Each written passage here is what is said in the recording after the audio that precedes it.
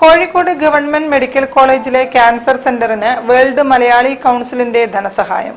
World Malayali council ഭാരവാഹികളിൽ നിന്നും medical college principal doctor K A. Sajith 10 lakh രൂപയുടെ ധനസഹായം ഏറ്റുവാങ്ങി.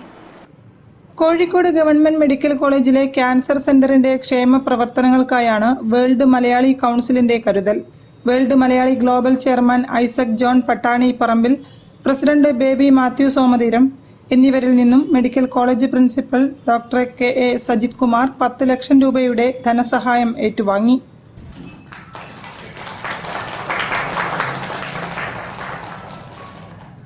Secretary general Moosakoya, vice president doctor നടക്കൽ Sasi, advocate Sivan Madathil, secretary Sam Joseph, advisory board chairman Varghese Panakkal, media forum chairman VS Bijukumar, India region president Sasidharan, chairman retired IAS PH Kurian, Al Ain province president Janet Varghese, medical college ആശുപത്രി superintendent doctor Sreejayan, doctor Ajayakumar തുടങ്ങിയവരും ചടങ്ങിൽ സന്നിഹിതരായിരുന്നു.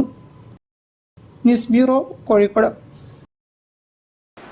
നവതി നിറവിലേക്ക് Peruvayal saint Xavier's